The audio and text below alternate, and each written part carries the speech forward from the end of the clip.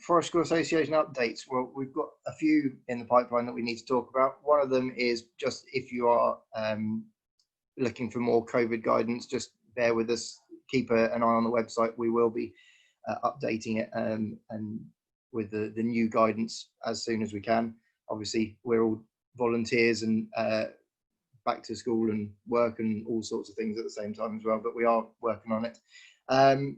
But the biggest update, some of you who are Forest School Association members will have got an email, hopefully this week, about our new national campaign. We've sort of dropped hints and things over the last couple of webinars, but it is now live.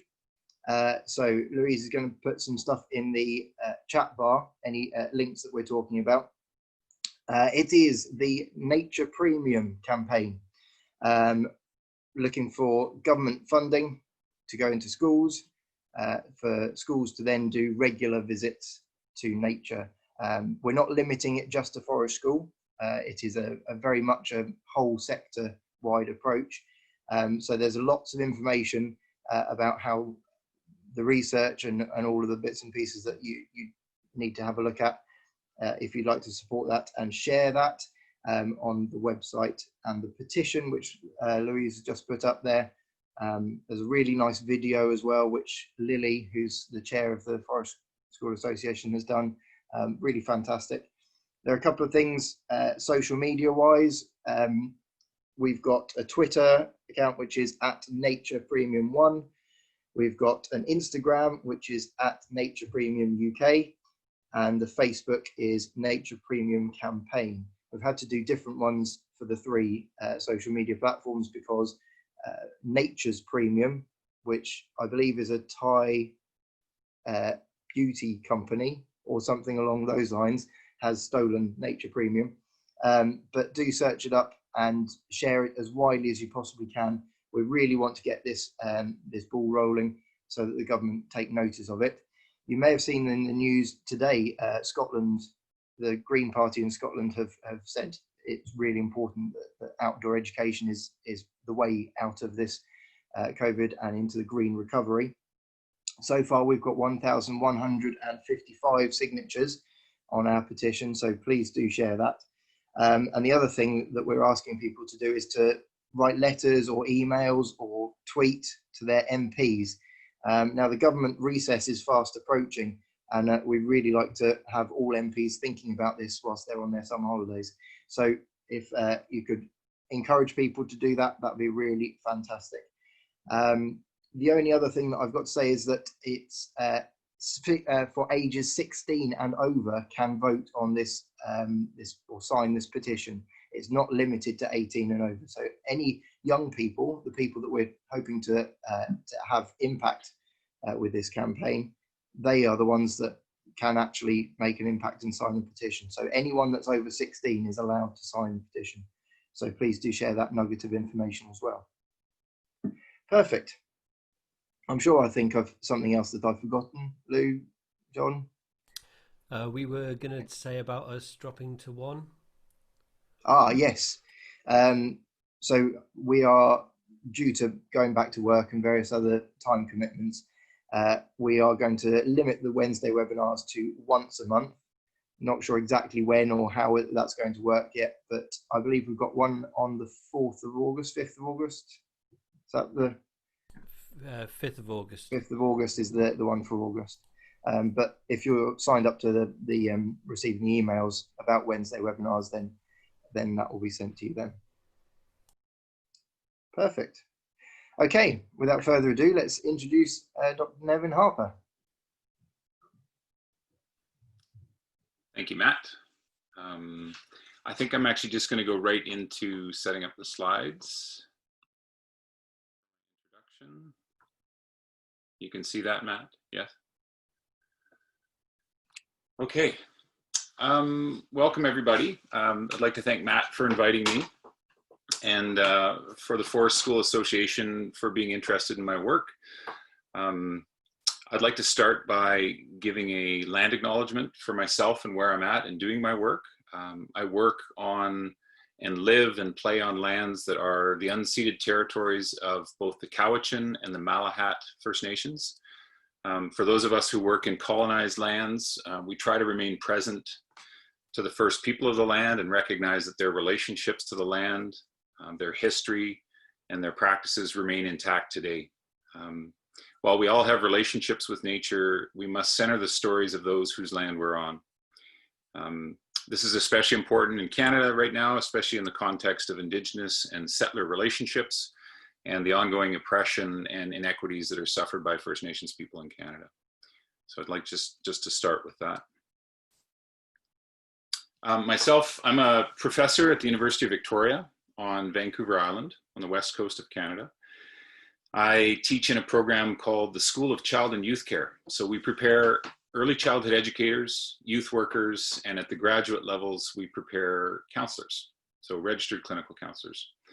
I'm also a family support worker for Human Nature, which is a counseling organization locally here, and am a trainer in nature-based therapy on that front. So in training counselors in how to work outdoors with nature as a co-therapist.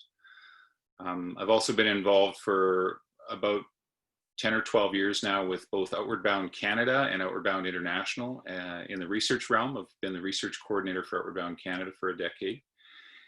And I was also a co-founder of the Child and Nature of the Child and Nature Alliance of Canada, which is quite similar to the Child and Nature Network in the United States, as well as the Canadian Adventure Therapy Symposium. And I keep my fingers in a lot of projects, at least in North America. There's a term called a jack of all trades, a master of none. That's kind of the hat that I wear. So I recognize I'm now speaking to forest school practitioners.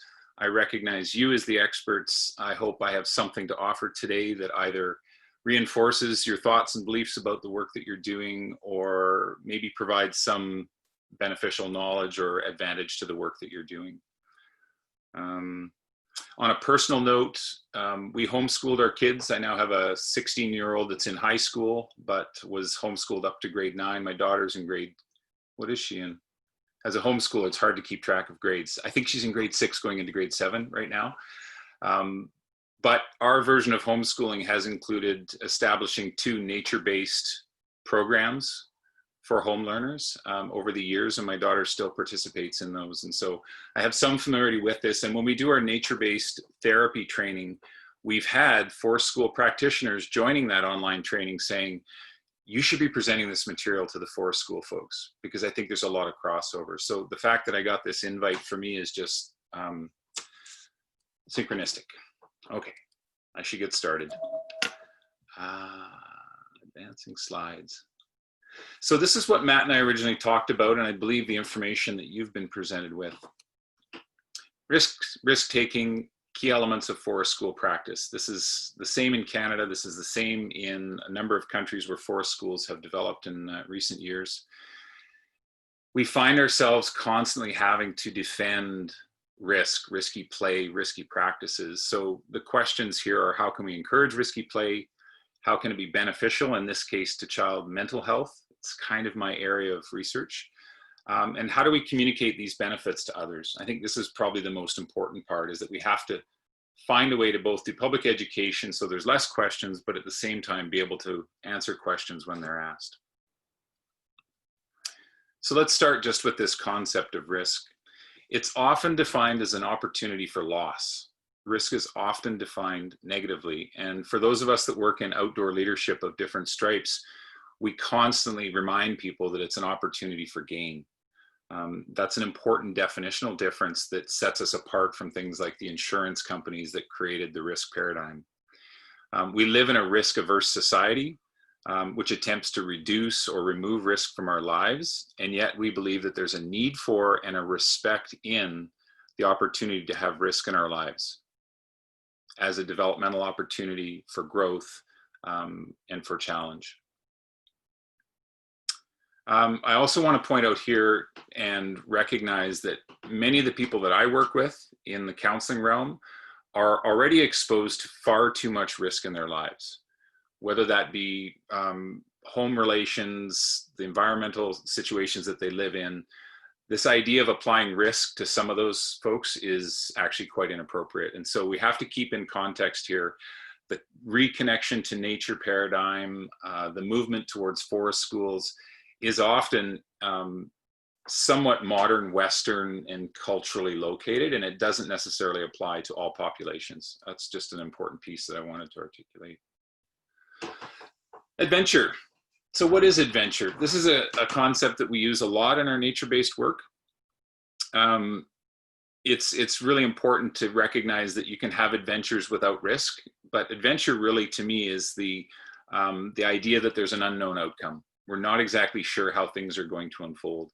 And it's an idea that I often use in the presentation of new programs and to help people articulate how their programs work with people different from a regular educational setting, is that we do activities and take chances through physical risk, social risk, emotional risk, and these are all in some ways adventures and an adventurous approach. The idea of risk and adventure together, this idea of creating challenge in the lives of those people that we work with, is a great recipe for development. And with risk and challenge and adventure has to come an equal and somewhat balancing aspect of support and resourcing, so that we have like a balance scale where challenges and risks aren't left to the young people to have their own outcomes, that we're there as mentors and guides to help support that in a nice balanced way. Assessment's very important. Obviously understanding who we're working with, what their response to risk and adventure might be like, are often really, really important things to do. So at least in the counseling world in which I work, assessment and ecological assessment is super important to understand what types of activities, what types of risks might be appropriate for which individuals at which times, which really narrows it down to us not just blanketing all young people into a program and doing the exact same thing at the same level of intensity or duration. We have to have a little bit of sophistication as to how we introduce risk and adventure. Adventure can elicit bodily felt experiences. I'm sure all of you know that when there's risk involved, kids let us know through different ways, how they react in their bodies, the types of things they say, the squeaky sounds that they make when they're in that I'm kind of scared, but this is really funny moments. And those are really important in our assessment too, to understand where they're at in their comfort in being uncomfortable. So adding up risk, adventure, challenge is this idea of risky play. Definitionally, there's obviously literature out there. I'm going to recognize here too that we've got both English researchers primarily, and Alan Sandcedar from Norway are the leading voices, I would say, are coming out of the UK and Scandinavia in terms of research, although there is a growing body of research now from other places as well. But a thrilling and exciting play that involves risk of physical injury, and play that provides opportunities for challenge, testing limits, exploring boundaries, and learning about risk. Again, that's the positive opportunities that can come from risky play. These are some of the categories that were put together by Alan Sandcedar almost 13 years ago now. The column on the left is the categories of outdoor risky play that she identified. Great heights, high speed, dangerous tools, dangerous elements. The ideas of rough and tumble play, and the ideas of disappearing or getting lost, which of course translate to like with height and speed. We have kids on a playground in Victoria, in the city here locally, where a hill was installed. The landscaping of a playground included a small hill, not a big hill, not a fighting for the king of the hill type hill, just, I think it was a like 4-degree rise over 4 meters on either side. It was a hill that allowed kids to go up and run down. And they began experimenting with speed just by running down this hill. So there was an intervention there that was really accessible, really inexpensive, but was argued for based on this idea of outdoor risky play. And some physical education researchers were able to show that there was an increase in moderate to vigorous activity in young males, in the boys, by simply just running downhill, which for us was quite exciting to see that type of research support one of these categories. And I'm sure you can see how all of these fit into the programs that you run already. Whether or not you're engaging in all of them is not necessary, but these are the elements. And I also want to recognize that this is just one narrow category of play. Obviously, there's dramatic play, there's creative play, fantasy play, and this is just simply the category that we're talking about today. Benefits, a whole host of research in this area and growing. And I would have to say that the majority of the research around the benefits of risky play and outdoor risky play have been shown to show like social and emotional outcomes, physical activity. Obviously, the health, actual physical health and well-being of the children has been improved. Motor skills, which is actually quite an easy one to demonstrate, especially when they compare it with indoor or manufactured park spaces, such as playgrounds that are generally artificial in terms of the climbing bars are equal distance apart, whereas a tree has so much diversity to it that there's an increase in proprioception and motor skills associated with climbing a tree over top of just playing in a manufactured play space. I don't want to spend too much time on this. I'm going to share the slides, so hopefully nobody's trying to write things down really quickly. So the culmination of risk, adventure, risky play is this idea of outdoor risky play. And these categories, especially for ourselves who work with intact families. So the majority of my counseling work isn't with individuals, it's actually with families. We try to bring children along with their parents, with their siblings, and have family systems work being done. The majority of our work is outdoor risky play. It's a simple construct, and it's actually pretty hard to justify to our other conventional therapeutic practitioners, but we spend a lot of time doing things that look silly, and there's a lot of laughter. There's occasional tears, there's an occasional scrape or bruise, but it's a way that we practice that we feel has accelerated our work past many other forms that we have used in the past. One of the areas that we're not going to try in any way to express, and I say we, I'm talking about my colleagues that work in outdoor therapies, we're not trying to express any expertise in, but we do lean on something called polyvagal theory, which I think there's a growing interest in it. There's a growing literature body in it. It's being written in ways in mainstream books that are allowing us to actually understand it in terms of a practice sense. And so I'd like to briefly talk about the work of a gentleman named Stephen Porges, who developed the term polyvagal theory. Now, you don't have to think of this in the way that I'm presenting it through a clinical lens. I think it's similar both for clinicians as it is for educators. We're learning more and more about how connecting with nature and using risk-based adventurous activities is creating these body felt experiences, these responses on both an emotional and cognitive level that allows for an exploration of the child's inner and outer worlds. So when both of those landscapes are engaged, we can have really interesting conversations and felt experiences as they relate to and while they're doing some of these activities, such as the picture of the child crossing the stream.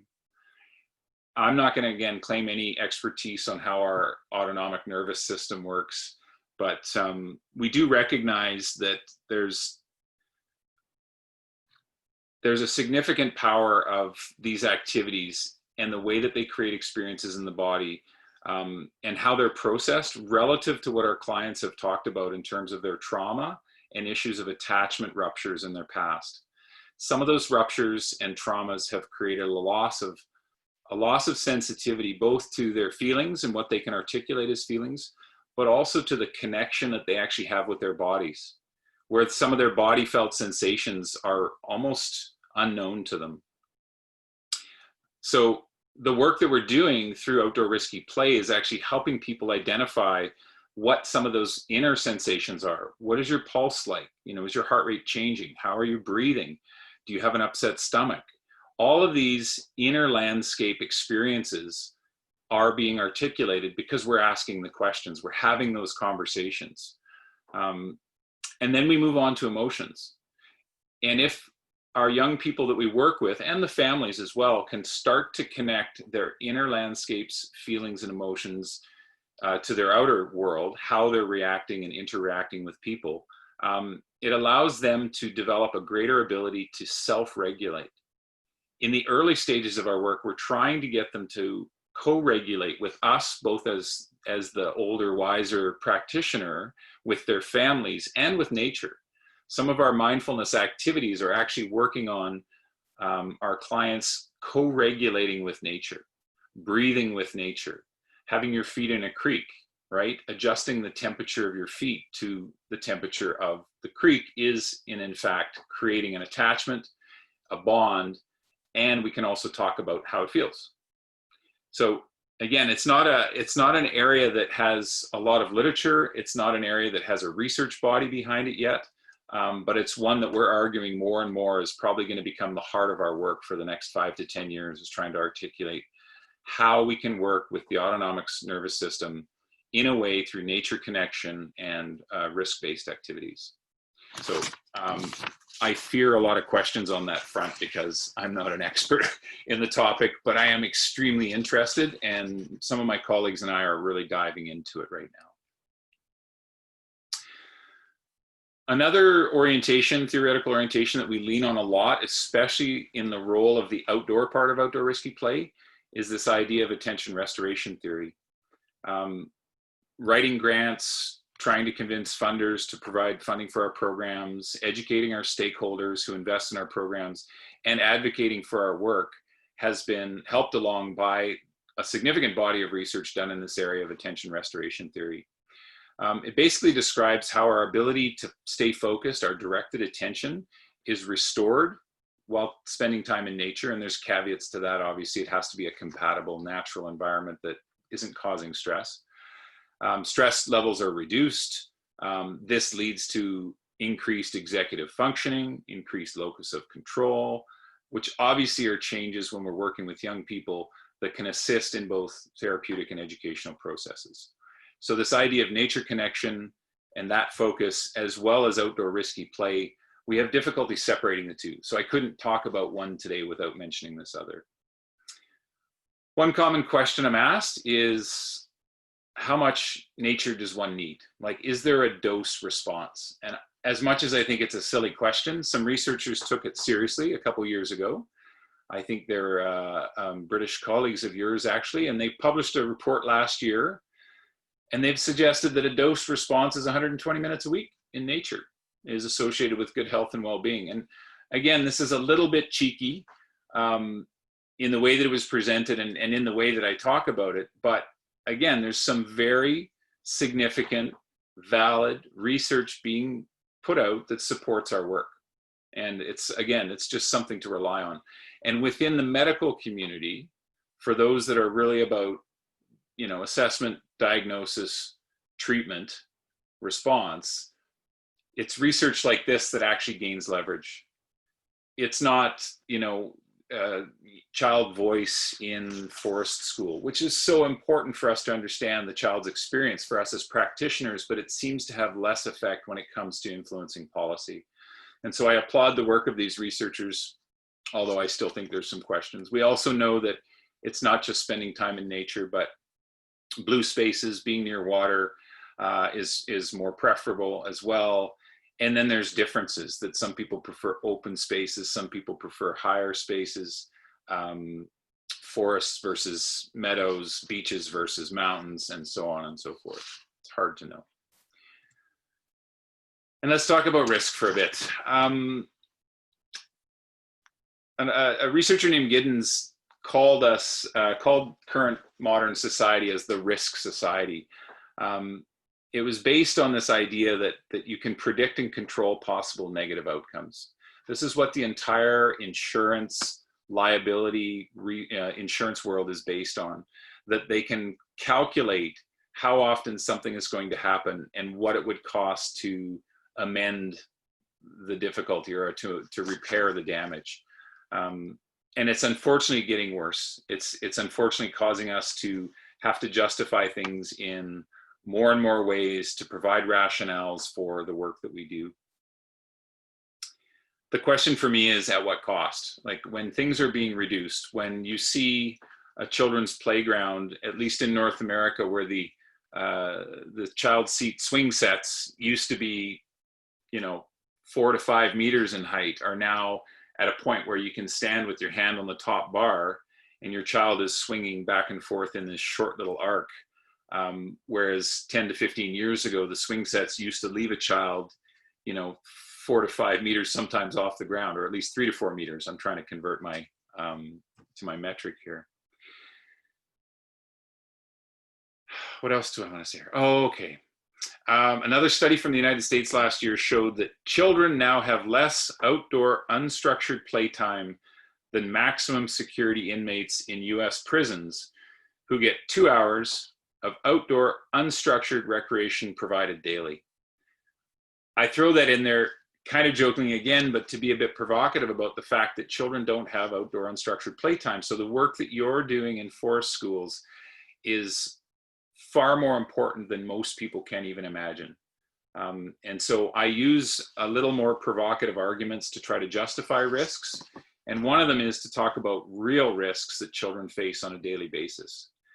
And so I'm going to present 4 examples of real risks faced by you and I and children every day, and how it adds up in terms of reality. Stranger danger. I'm using United States literature because it's the easiest to find, and they've got plenty of statistical information that allows me to build an argument with all American literature in this case. So in the United States, child abduction, the likelihood of child abduction is 1 in 1.4 million people. And for that 1 in 1.4 million people, it's usually not even a stranger. It's someone that you know, someone close to the family. So this idea that children will be abducted has actually not shown up in the literature. It doesn't mean that it doesn't happen. It just means that the way that the media has presented it through what's called an availability heuristic, which means every single horrible event that happens anywhere in the world comes to us through social media and the news immediately, and it's made into a big deal, and you suddenly look to your neighbors and say, is this a safe place for my child to be? So that availability heuristic has accelerated out of control with television shows, and it's a false risk. It's something that we don't necessarily have to be concerned about as much with parents as the media places on it. Driving in the United States, children under 12, there's 675 children under 12 die in auto accidents every year as an average, and about 116,000 also are injured. Sports injuries. What do I have here? US 3.5 million kids under the age of 14 get treatment for sports injuries, according to the Center for Disease Control in the United States. So very, very significant practice. Nobody questions sports for risk. There's always improvements to the game. There's improvements to the equipment, and they're trying to reduce injuries. But the reality is there are hundreds of thousands of kids injured every year in sports. And the last example, which, I've been called out on a couple times, but I just send people the original papers that I've cited this from because it sounds so unbelievable. But human error in United States hospitals leading to serious injury and death. 400,000 patients die each year, and about tenfold that number are seriously injured due to human error in hospitals. So when we put that in context with this, we have to really drink it in and think about how risky is this? And when we have critics of tree climbing and critics of kids fighting with sticks or doing rough and tumble play, I can give an example here in the city of Victoria. 3 years ago, an early childhood care center, 2 staff were actually fired because 2 children were wrestling in the playground, and it was filmed by adults outside of the playground over the fence. It went into the media, and the 2 staff were held accountable because they didn't stop the children from what was perceived as a fight. But in fact, it was rough and tumble play that those practitioners had actually been working with these 2 who had some energy and animosity between them, but had found a way to have fun, to stay socially engaged, to stay positively in good feelings and good relations with each other while being physical. And yet the media hung them out to dry, and the two, because of the pressure from the media and parents, actually had to let the two practitioners go. So things can happen really quickly because we're allowing some forms of outdoor risky play. So it's a bit of a precarious balance. And for me, I think we need to do a better job of educating those outsiders looking in. Parents definitely need to understand and become advocates for this type of play. And I don't think it's fair that it has to fall on the shoulders of practitioners to defend this. And so working with researchers, working with people that have influence, having media coverage around those elements of outdoor risky play are all very, very important pieces. I decided to put this on the screen rather than trying to remember what I wrote a couple years ago. But in 2015, there were a number of systematic reviews completed primarily by some Canadian researchers here who were able to basically conduct two researches one on outdoor risky play and benefits, and one on outdoor risky play, I believe, in physical health. And then they wrote a position statement. So all three of these papers are open source, available online. I can send them to people if they can't find them. But the position statement essentially said, time spent outdoors, physical activity, and risky play are necessary for healthy child development. Those three documents are cited repeatedly. I use them constantly when I'm helping organizations advocate for their work, to support some of their practices that include elements of risk. And then I question, is the level of risk and potential negative harms associated with forest school programs less acceptable than the potential loss of development?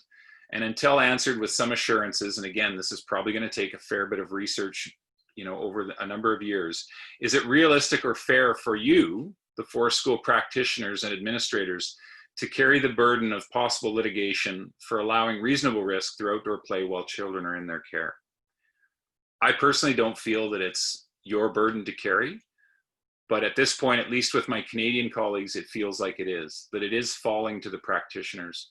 So we just completed a piece of research with one of my graduate students, which is going into publication fairly soon, where we talked to forest school practitioners, and we talked to them about risk, the dignity of risk, the right to risk, and how they feel about how they argue for it.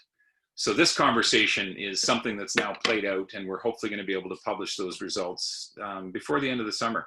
A British journal, Adventure Education and Outdoor Learning, is hopefully going to have that in print, which also I'm happy to send to Matt and share broadly with you. So just last piece here, some recommendations. My own picture is cutting off what I had written, but essentially I wanted to say, as practitioners, look for the tools and the documentation processes to be able to identify. Oh, sorry, I'm reading the wrong slide. I really wish I could get rid of that image. Okay, childhood assumptions.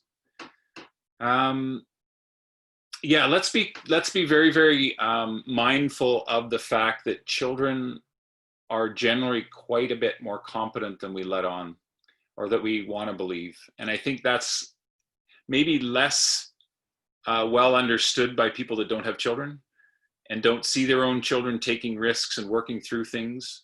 But we can't live with these childhood assumptions that children are incapable and need protecting all the time, and that we can't allow harm to come to them. I think that's part of what we've seen in Canada, at least in terms of the injury prevention practices. We've had open debates in provincial newspapers about risk. We've had our chief health officer for the province decrying the ideas of outdoor risky play, saying that we've reduced the numbers of kids entering hospitals for injuries in emergency rooms to near zero. And yet at the same time, we now have mental health rates almost out of control in adolescence.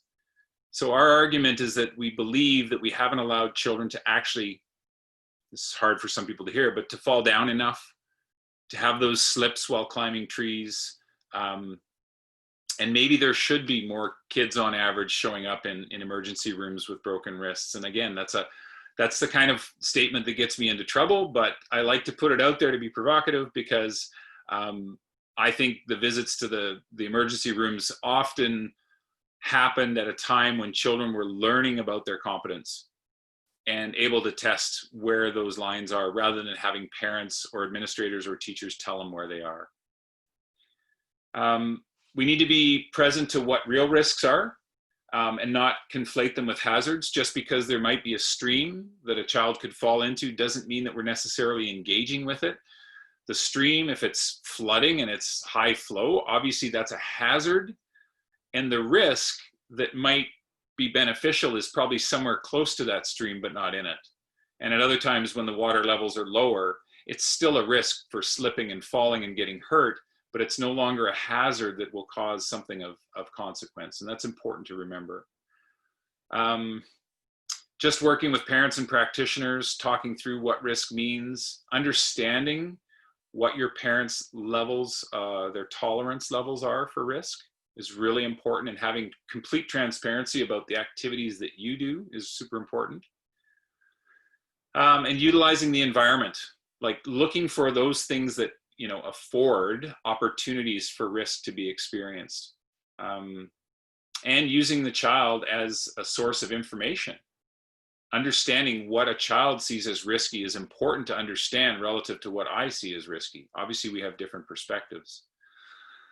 And then I'm just adding this one in here because it's from our own research and work around possibly looking into and understanding more about how we can help children first co-regulate with us in risky situations where they may be feeling a little bit of that fight or flight or freeze moment because fear has entered the picture, but maintaining a social relationship with you, the practitioner, or with other youth or children, so that they can learn to live through and experience risk and stay in a positive, socially engaged state, which will help them build their capacity for regulation. That capacity, I think, as well as learning to take risks, can defeat some of the phobias and anxiety and depression that we're seeing in young people today. That's kind of my stump that I'm going to stand on and wrap this up. Oh, and I'm also going to selfishly plug my books. So 2019, we published Nature-Based Therapy, which is an introduction and an invitation for counselors and youth workers and psychologists to enter into the idea or take on the notion of moving their practice outside. And then in October this year, this book on the right, Outdoor Therapies, will be out from Routledge Publishers. And it's a survey of outdoor therapies. We've got equine, animal-assisted, surf therapy, adventure therapy, wilderness therapy, indigenous land-based healing. I'm going to miss some, ecopsychology, and I've missed some because there's 15 chapters in there. But anyways, I'm going to leave it at that, Matt, and I'm going to stop talking, and I'm going to answer some questions if there are any. There are quite a few. I think John's had a few that he's put up there. One of the things that we generally do as forest school practitioners is risk-benefit analysis. I think that's sort of part of the forest school training. How much has that been taken up by the Canadian education sector? Well, and my disclosure is that I actually don't work very closely with the Forest School Association in Canada. I know the executive director fairly well. I know some of their trainers who run their online training programs. I know that they have developed a tool. Mariana Bressoni, who's a child injury prevention researcher from the University of British Columbia, has been at the helm of that project. And I've seen the tool. I've given feedback on the tool. I think it's great. It's something that we've been using in outdoor adventure education for 30 years. So it was nice to see that they were borrowing some of the work that's been built over time. But in essence, it's probably the same as what you're looking at, Matt. It's visiting the areas you're going to visit with your students or your children. It's identifying all hazards and also identifying risks where children may be interacting with the environment, and then actually formulating mitigation strategies. And that planning, that level of planning will be generally enough for any administrators to say, you've obviously looked at this closely. You obviously understand the environment. You obviously understand what all the potentials are, and you've mitigated them. And even in the event that something does happen, you've got an action plan. Like, that's just really good, solid practice. That can be time consuming, especially if you're a program that goes somewhere different every day. But eventually you should have a stack of assessment planning tools for a whole bunch of operating areas and different environmental conditions, being that it's the middle of winter and there's snow, or it's the spring and the creek is in flood, or it's summer and we're obviously not having fires because there's fire hazards. So I don't know how well that's been put into practice. I think it's actually a really great area for research, both calculating how much risk is being taken, if that could be measured, how many accidents are actually happening. I think there is actually a study underway in Canada as well on that front. But it's taking those steps, Matt, that are super, super important. And in many fields, those steps haven't been taken because there hasn't been an incident. Excellently answered. Another question was, do we know yet exactly how the play in nature versus play in, for example, hardcore playgrounds, man-made playgrounds, affects the activation of the vagus? And coming back to that polyvagal theory. That's a good question. Can I, just on a technical note, can I stop sharing here and get up to the full screen? Is that possible? Can I do that? Yeah, you can do. If you've stopped sharing now, if you go up to the right-hand side, you should have speaker view and gallery view. Yeah. Right-hand top. If you click on that, you should get a better view. Well, it's good to see you all. I like presenting to people. And Matt, you were a great audience. But at the same time, I know there's others out there listening, and I like to see the people that I'm talking to so I can see faces, I can see reactions, I can see if you're sleeping. Time to throw in a joke kind of thing. So thank you for listening. So the question around polyvagal theory. Now,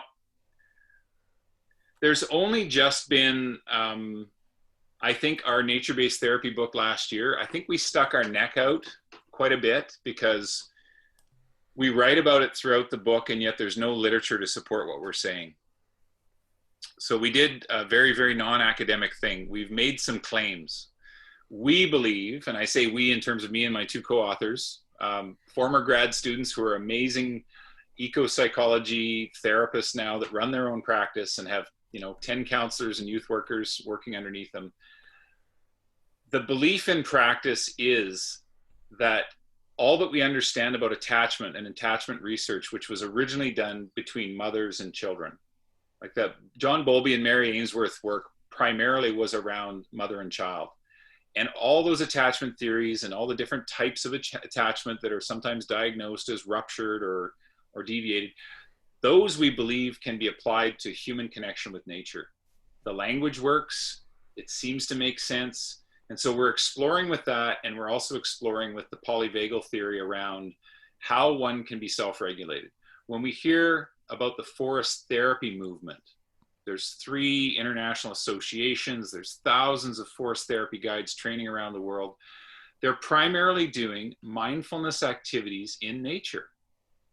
And they're finding amazing outcomes, and people are reporting amazing shifts and transformations in the way that they relate to the world and how they're doing and their health and well-being.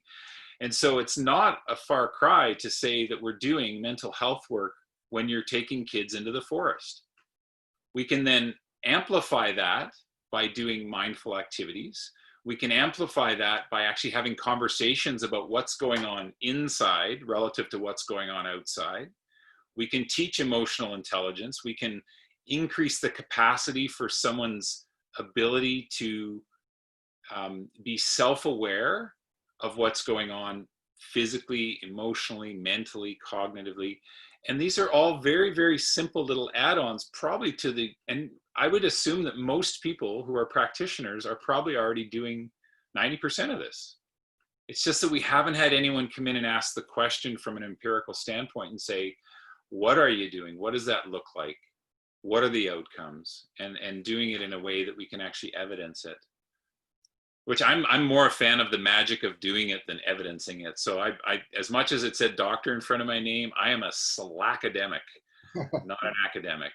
I prefer being out there in the dirt with the kids and the families and just asking them to play, and that the enrichment that comes from that, especially in family work, the family enrichment that comes from having parents playing with their kids in the forest leads to such beneficial health outcomes down the road that it makes our job easier as counselors. I'm not a fan of a parent showing up and watching me play with their child in a counseling session. That doesn't work for me. So, any work that we're doing that is interactive, bodily felt, and in some ways there's some education moving up to that cognitive part of our brain or our body, it all helps in terms of mental health. I'm starting to ramble. Might need a new question, Matt. Great. Nick, shall we do breakout rooms slightly early, and then there are lots of really amazing questions coming up in the chat bar about gender and things. Maybe that would be a good time to make a break and then carry on those questions in the main session. There we are. Nevin, you're with us. Yes. Okay. Oh, we're still increasing.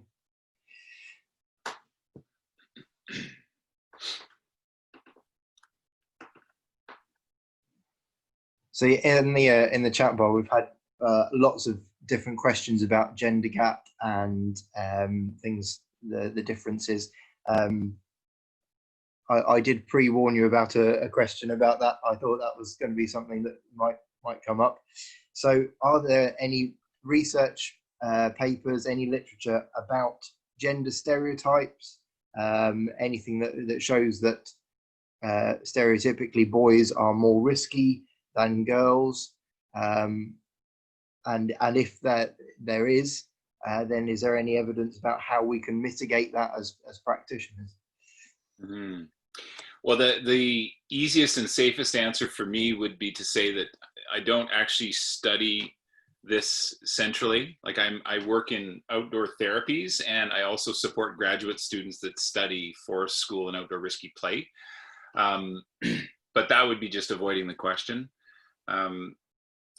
I don't know of a lot of research that actually speaks to gender as it relates to nature connection or outdoor risky play, although there are studies now that I've read around how some of these ideas are gendered, right? So practitioners may carry ideas of gender into the way that they see risk and outdoor risky play. And I know Ellen Sandcedar has published on this. And I think her qualitative findings were suggesting that male practitioners were slightly more liberal with risk for both genders than female practitioners. Now, that's one of those statements that you publish that and people are not really willing to say, well, does that mean that male practitioners allow kids to take more risk? Well, in that particular study, in that case, that's what she found and that's what she reported. Obviously, in the last 5 years, even the concept of gender, our level of understanding of gender and its fluidity has obviously ramped up. I work in a school of child and youth care. We focus mostly on critical perspectives, and so the ideas of gender are contested. I think there's a fairly natural inclination through media and just the traditions that have come through parenting to children around gender that we believe that boys take more risks, but I don't know that that's actually been shown in research as it relates to outdoor risky play.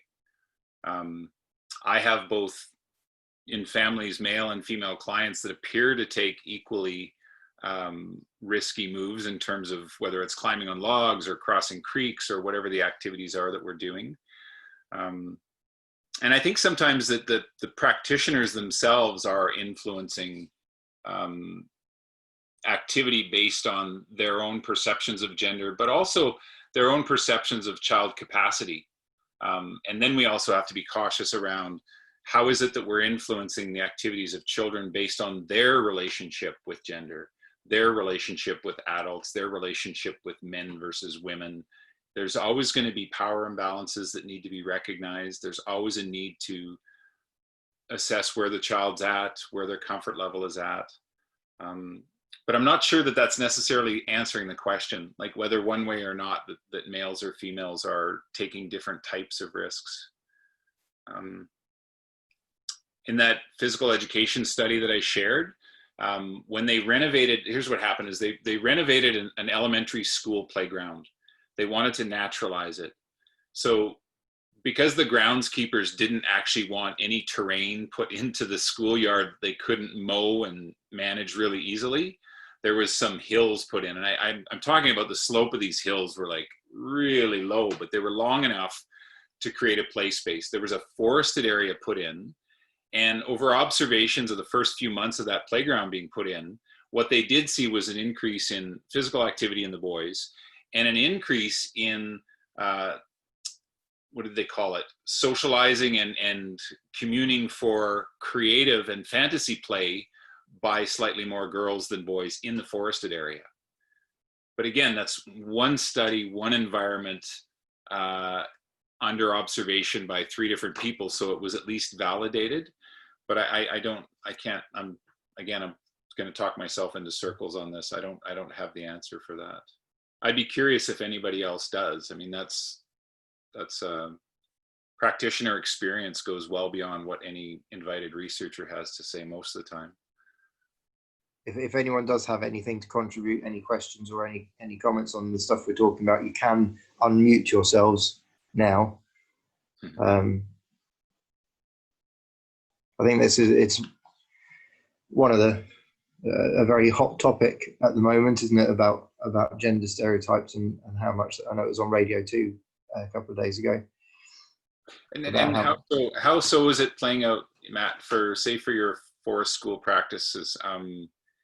Is it because there's assumptions about what risk should look like for males and females, or other identifiers? So from a personal experience, I worked with, primarily I work in primary schools, and from that perspective, in all the primary schools I work in, the boys tend to be the ones that are more actively risky. In one of the schools, I did have a 7 or 8 year old female who identified as a boy, and she was what would have 20 years ago been called a tomboy. And because of the way that her interactions with the other members of the group, particularly the boys, he was more risky. In other schools that I work in, they're all boys because they're all boys with attachment or with difficult family backgrounds. And unfortunately, in schools that I've come across, forest school seems to be classed as an intervention for behavioural reasons. Not saying that it isn't good for that, but that tends to be where the funding then puts you. And in that school that I worked in, which was an inner city school, there were 6 or 7 boys. Again, the rough and tumble play, I think because they were rough and tumble type attitudes and behaviours, that was very much seen as a negative. And as soon as anything happened of that sort of, even though it may well have been in play and it may well have been in good spirits, the teaching assistants had to jump in, because you can't be seen to be encouraging behaviours in a forest school session that you are not expecting in a classroom setting. And I think that's where forest school within schools has slightly different paradigms to forest schools where it's outside of a state education system. Right. So a long way around of saying, in my personal experience, I have found that it tends to be the boys that are more risky and more active, and the girls have been more involved in social play, role play. Not to say some of the boys haven't engaged in that either, but generally. My question, Matt, would be: is that what those individual children want to be doing, or is that socially determined? That's a because very you know that there's that yeah. rough and tumble risky play going on over here. Maybe it's a group of boys, but you've got one boy looking longingly at the group that's sitting under the trees doing creative play, because that's actually where he wants to be. Absolutely, and that's something that we have to be extremely mindful of, and that's why we have high adult ratios, so that we can notice those sort of things and then plan those bits in for following sessions. Mm-hmm. I haven't had any experience of that being the case. If the boys are wanting to involve themselves in role play, they generally do. Mm-hmm.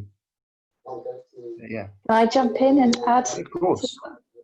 So there are some classic examples of like experiments in early years settings where they dress children up to look male or female, and then observe how the practitioners then play with those children. And quite often they will bring the cars over and, you know, choose toys that are stereotypically for boys to play with, including more riskier games and things, and then again bring the soft cuddly stuff over for the girls and do tea parties, just because they're dressed like a girl.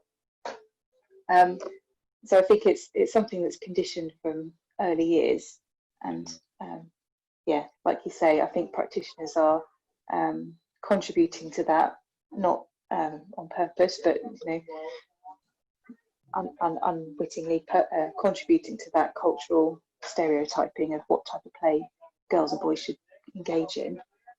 And even just in playgrounds and things, you see parents encouraging boys to jump down from higher heights than girls, using the fireman's pole. I think there's a study where they look at whether boys or girls use the fireman's pole, and actually it does tend to be something that the boys play with, and it's mostly because the parents are encouraging them to do it as opposed to the girls. So I think there's, by the time they get to primary school, there's already been a lot of conditioning socially into what type of play they should be doing. And that sort of leads me very, very sort of onto that whole idea of culture, and is this a culturally does culture and gender go hand in hand in terms of expectations and risk?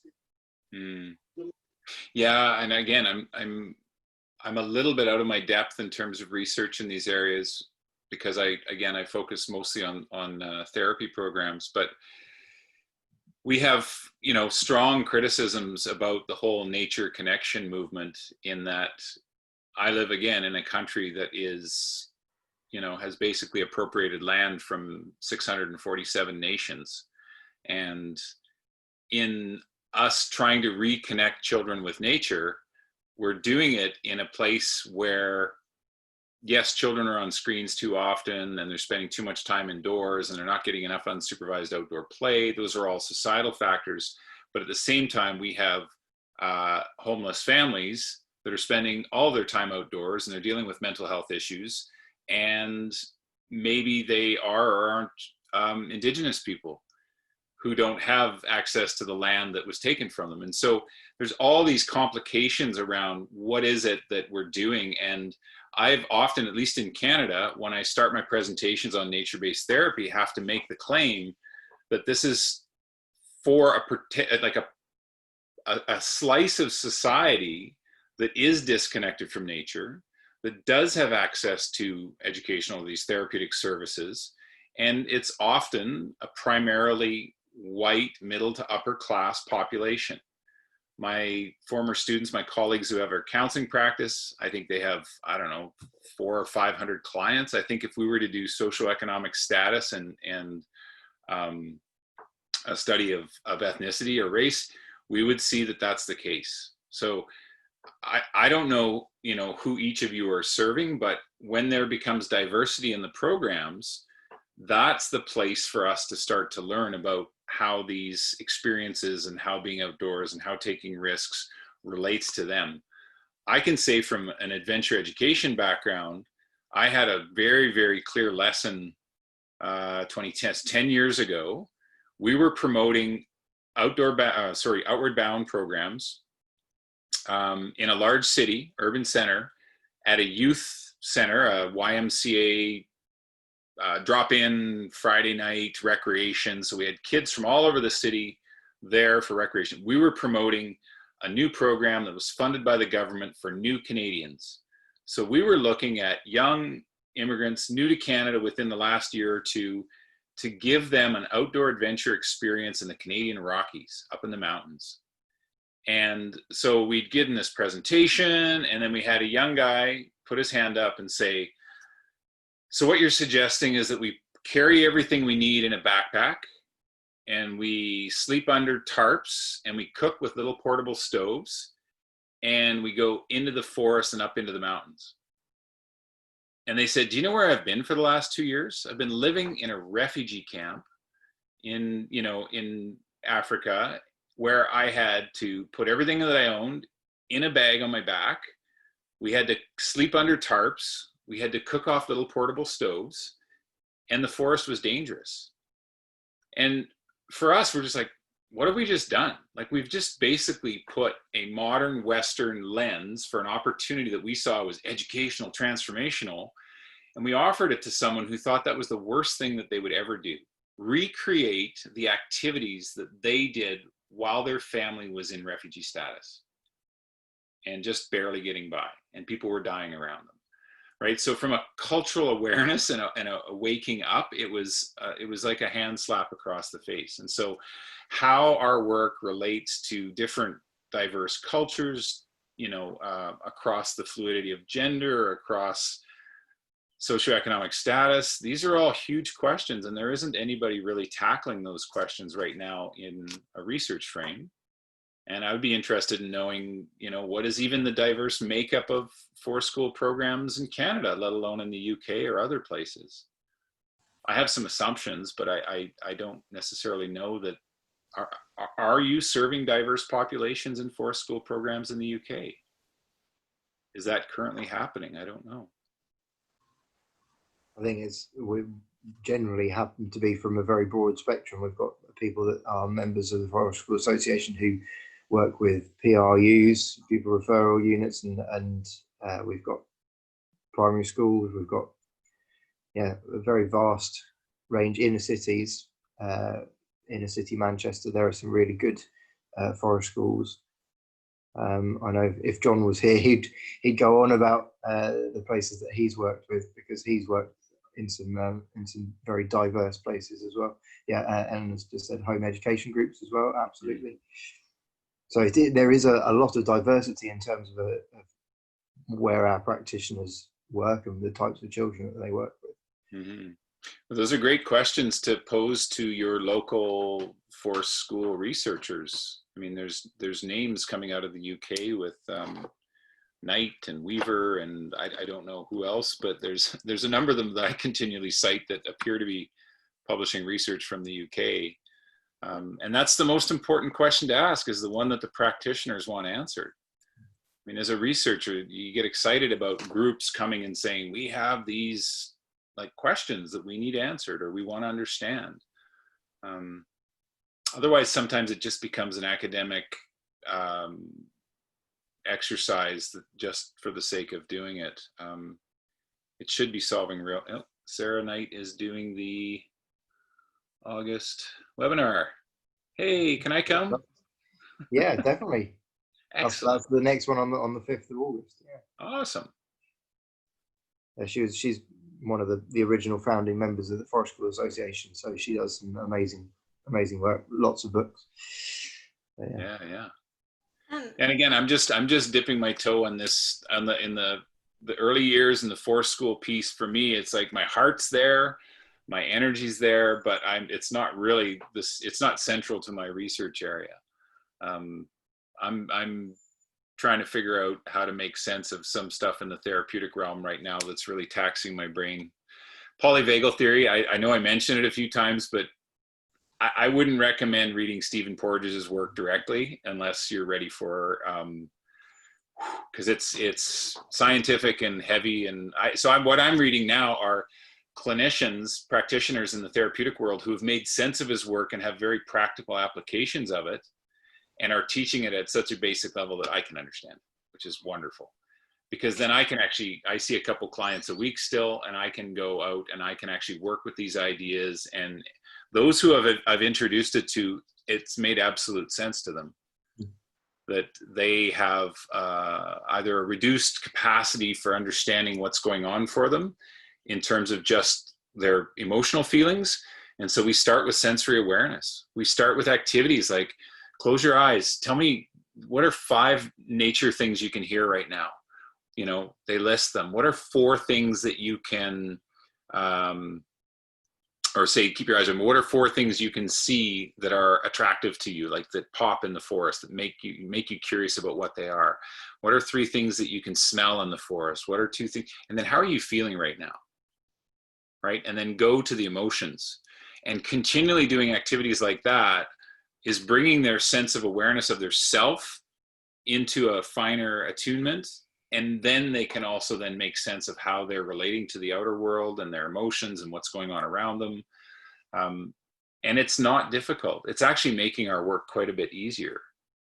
Like if you think about a traditionally trained therapist who's trying to uncover trauma and problems from the past, if you can work with the autonomic nervous system and one's inner and outer landscapes, you can get to a point where, you know, people are actually not even coming back for sessions anymore because life is much better and their quality of life is back on track. And yet I may never have actually talked about the original trauma. And for me, that's amazing. If they want to go farther and work through, you know, that at a different level, then we'll go there. But to get them back on track is not something that requires uncovering problems and staying in that problem-focused realm. And again, how does that relate to forest school? I'm not 100% sure, but there may be some carryover. Yeah. Does anyone else have any questions? Anything that they'd like to ask? Anything that you've been inspired by or what Nevin's been talking about? Can I jump in? That's okay. Yeah, Kaylin. Kind of typed a little note. We kind of circled around, so I'm kind of going back, I guess, to what you were talking about earlier, Nevin. Hi, my name's Kaylin, and I live in Ontario, actually, on Algonquin, unceded Algonquin territory in Ottawa. And so it's really nice to hear your perspectives because I'm relatively new here. I've only been here a year, but have lived in the UK, hence my connection to the FSA. But just thinking about the risk, that's something that I've been challenged with, especially last summer. I ran programs that were modeled after forest school or, you know, play-based approaches within Ottawa community housing with a lot of refugee new Canadians. And that what you were talking about with the risk, I mean, the cultural relevance of trying to explain risky play to those who have just, you know, come as refugees from Somalia. And it was one of the most challenging programs I've ever run. And I guess just wondering in your work and along those lines of how, for me, it was coming to like, how do we develop this or have these conversations about how to describe this with the communities rather than just imposing the research?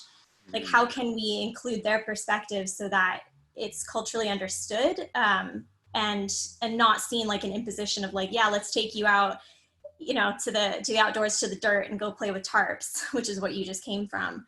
I just wondered if you had anything to say around that. Yeah, well, a number of years ago, it was actually following that incident with Outward Bound.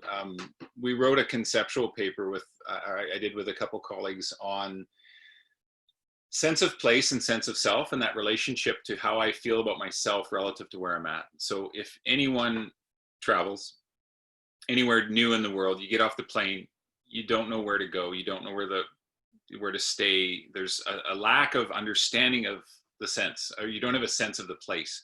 It's when you develop a sense of the place that you become a little bit more confident. I know if I go out the hotel and turn right, I can get to that plaza, there's a great coffee shop, right? But I know how to get back to my hotel. And then the next day I might explore a little bit farther. So in our work with new Canadians, we were trying to get them involved in just learning about some local parks, some flora, some fauna, and you have experiences like, oh, that tree is much like a tree that we had at home called the such and such.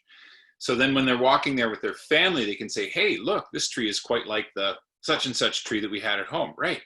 So sense of place growing and developing through interacting with the natural world.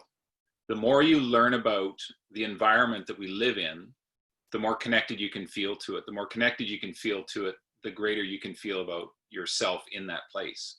So those ideas of sense of self and sense of place are something that we work with when people are new to an area or have just no understanding of the area. So our nature-based therapy is always mobile. So we meet clients where they live.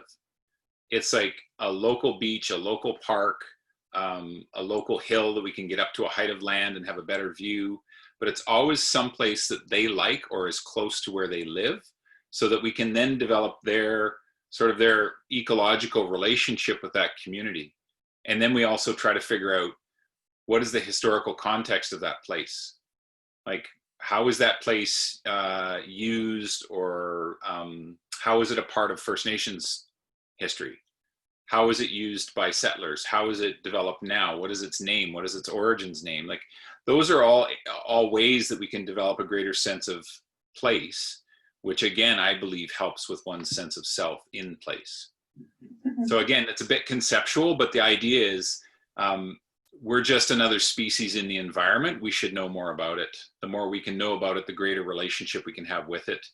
And then we can share that with others. So then it becomes part of our understanding as a people, which could be a family to start with, or some, I mean, we're working with kids in group homes. It's the kids in the group home and the staff. We're working with them collectively so that they feel like they collectively have some relationship to that place. So I don't know. That's kind of where I went with that. Thanks for the question, Kaylin. Claire, did you have a question? I think in the United Kingdom, one thing we need to consider is land ownership. And I live in Scotland, and as I'm sure you all know, access to the land changed dramatically a few years ago. And in these few years, there's the number of people that are accessing the land has changed hugely. You know, in some parts of Scotland, there's too many people. I was in the Western Isles a couple of weeks ago, and in Skye, so many people are accessing the land. There are too many people going there now. And I lived in England for 9 years, and that whole idea of all these private signs that you're not allowed to go in, I think there's a real strong link in the whole of the United Kingdom and land ownership related to the socioeconomic question you were discussing there, because I think an awful lot of people don't have access to land, and that in turn prevents them from being able to experience the kind of childhood I experienced and being able to access land without any hindrance. So anyway, I don't know what you think about that in terms of what's happening in Canada. Well, I also live on an island that has significant land access issues for a number of reasons. One is that our provincial government has leased most of it to the forest companies to log, which means most access points have gates, and most of us are not allowed to access public lands. So we have very, very limited access to parks on the southern end of the island where I live, which means, again, there's way too many people visiting small spaces. There's more environmental degradation because of it. And at the same time, it's not very welcoming to the local First Nations who used to traditionally use that space for ritual and ceremony.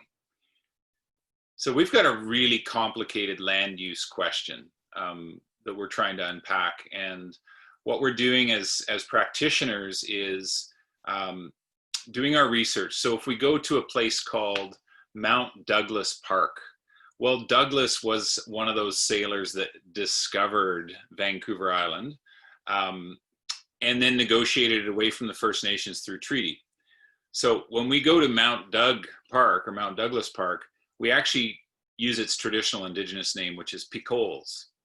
And it has a story and it has a history behind it. And so the clients that we work with or the students that we take there, we actually teach them the First Nations story and the relevance of that place to the community, so that they then have that knowledge and can carry it forward and can carry it forward and can carry it forward. Ultimately, though, there's public spaces that are still restricted. We have some in our neighborhood here. We're just slowly finding out that there's no reason not to go there, but there's a big fence that says no trespassing. The fence got put up 20 years ago. The sign got put up 15 years ago, but no one actually owns that land. It's public land. So as a community now, we're talking about going down and talking to the developers and saying, you need to take the fence down, you need to take the sign down, and the community is going to access the land. And if they resist that, we're simply going to move to, well, then we're going to ask the local district to build a park there, right? Would you rather just have your 40 neighbors using the land, or do you want the entire community to be coming there and having, you know, picnics there? So it's always a question of advocacy, education, and some liberation. Access to green space should be a human right, just as fresh water and clean air should be a human right, right? Thank you. Which leads very nicely onto our campaign that we're pushing, and that having that access, for regular access for children to get into nature, particularly the ones that don't have it at the moment, due to the restrictions, limitations of being inside from COVID, or being trapped in houses that don't have any garden space. So yeah, absolutely. I'm assuming that the UK is probably in the same situation where we're going to see, and we already are seeing, a very significant mental health crisis. Our numbers of domestic abuse and childhood abuse and alcoholism and suicide rates right now are just on the rise. This prevention of a virus spreading has led to so much more harm for vulnerable populations.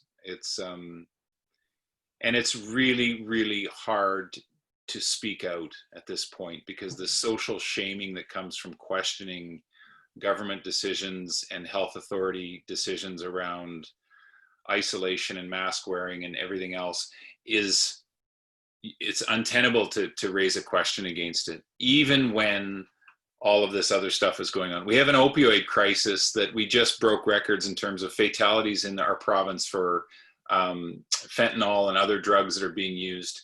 In the last 2 months, the record was twice broken.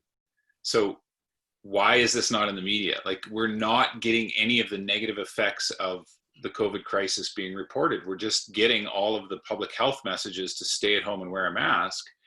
And at the same time, we've got clients and counselors that are just like livid that they can't actually get back to doing group work and seeing their clients in their office spaces. So I think there's far more to come on the mental health front, for kids that aren't accessing, forest school programs, kids that aren't even in the school programs.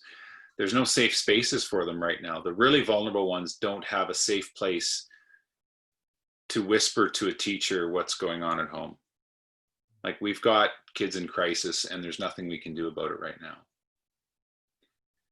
And that's troubling.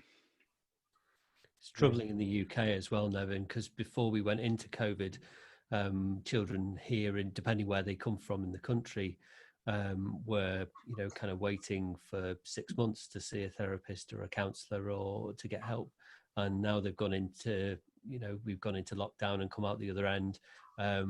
It's tripling, quadrupling the numbers of children that are needing access. And of course, it's then meaning that children that need it now to prevent it getting worse aren't going to get seen until it gets worse, because the kids that were struggling before they went into lockdown are now critical and are still not being seen. So we've got a really big problem coming, and kind of we as the FSA and forest school leaders and what we do can help with those kids that are on the verge of starting down that rough pathway with their mental health, and we can hopefully prevent them from getting to a stage where they need therapy with a kind of not early intervention, but kind of early intervention, but it's a real worry for me.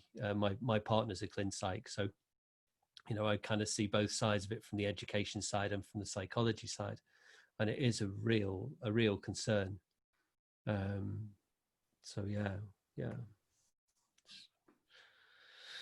Yeah, I'm supervising students that are out on practicum this summer. And so some are working in, group homes, youth shelters, battered women's shelters, community counseling centers. And like, one of my students has dealt with 2 suicides this summer already of adolescents.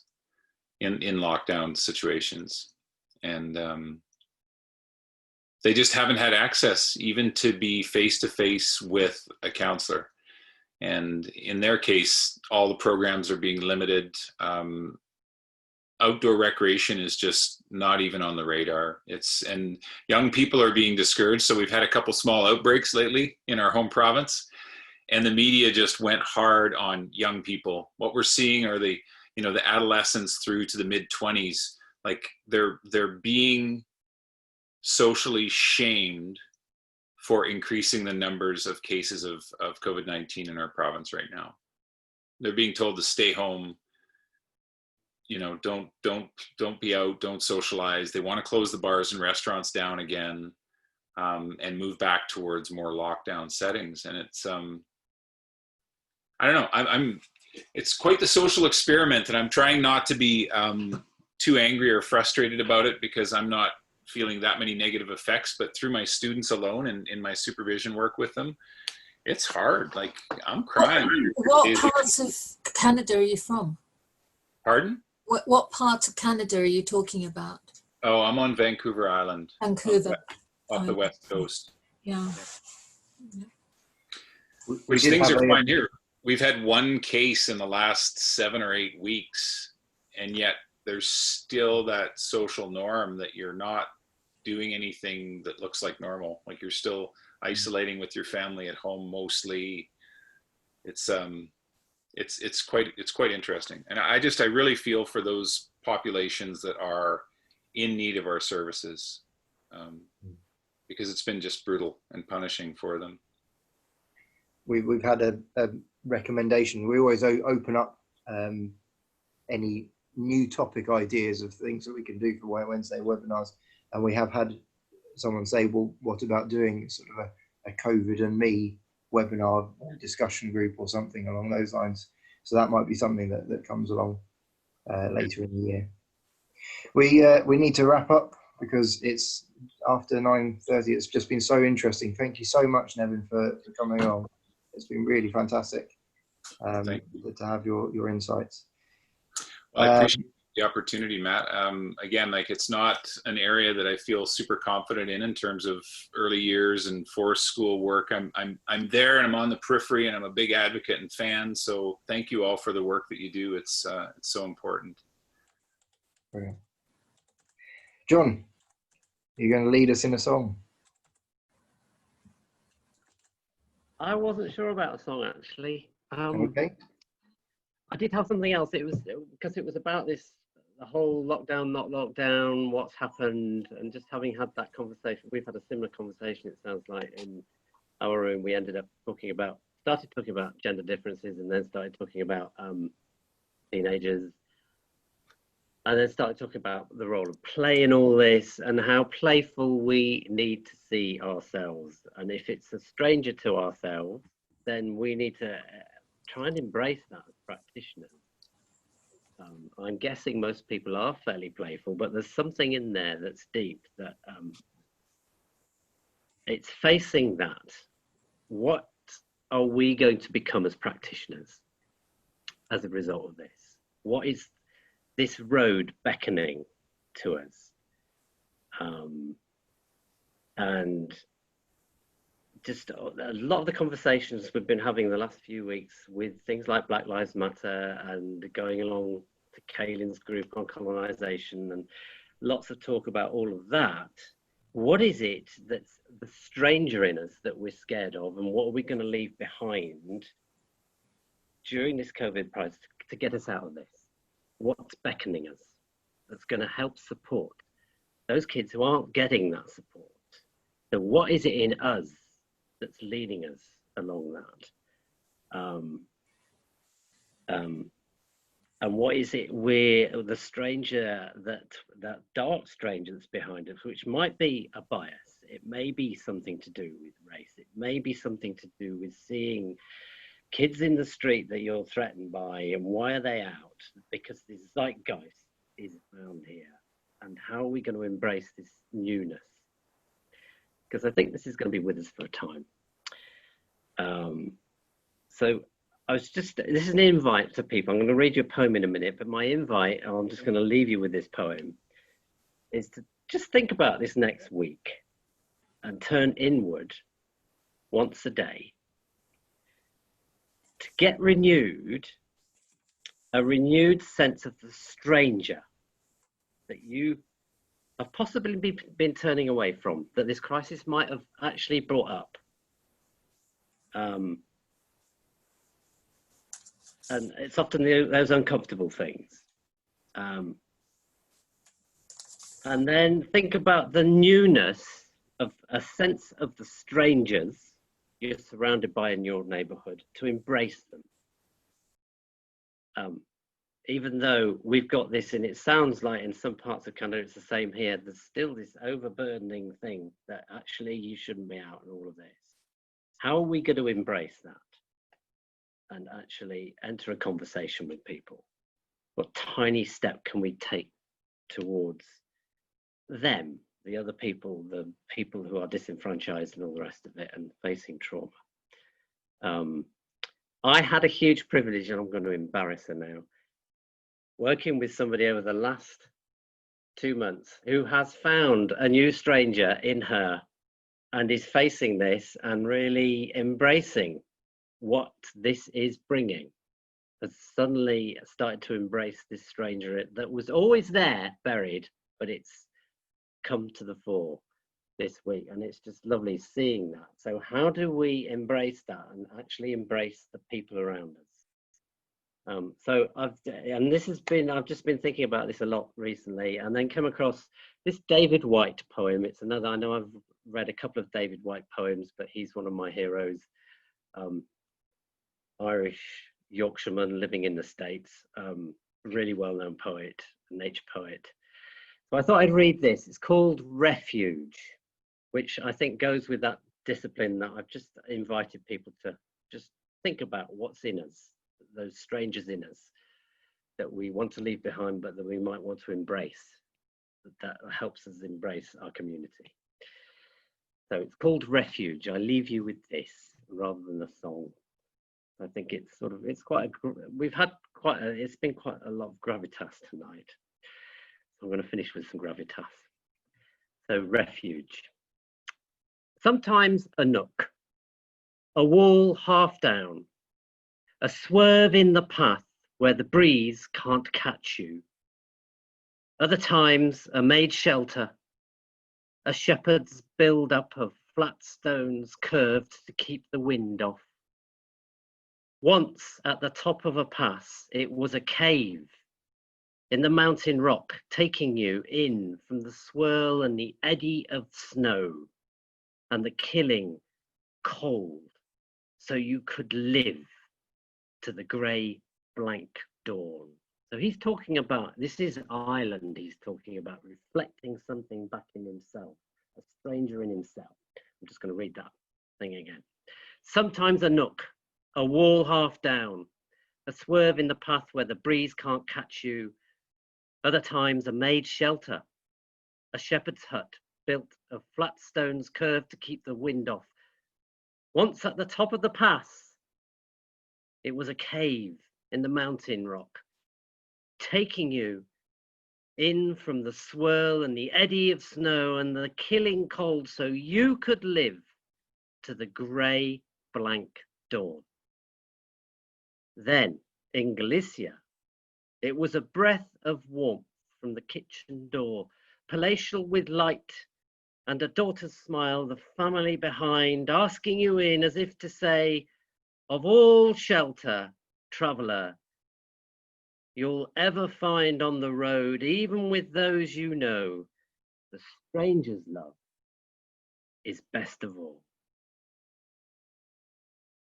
The family behind, asking you in as if to say, of all shelter, traveller, you'll ever find on the road, even with those you know, the stranger's love is best of all. So, embrace the stranger within and without. I just think that's what we have to do coming out of this lockdown, and to take you forward. So thanks, Nevin, again for coming along tonight. And don't forget that playfulness in embracing the stranger. It might be just, I had a playful moment in the deli today with somebody who I've never met before. It's just, I think we have to do that. And we just laughed in the deli, playing about with olives. So it's just sort of come to me, just that whole thing about embracing the stranger that we want to shy away from, but also the stranger of the future, as well as the stranger outside. But do it in a playful way. So hopefully we'll see some of you on August the 5th, where Sarah's going to be building on this. Actually, it's coincidentally just looking at research. How do we use that to advocate for Forest School? And how do we do that, our own observations to make it more effective so we can advocate for Forest School and what we do more? Because I know that's what I guess we're trying to do with the Nature Premium stuff. So if you haven't seen it, just have a look at that. That is all about us advocating for ourselves and the people we work with. So go well, and hopefully see you on August the 5th. And thanks, Nevin. Thanks, John. Cheers.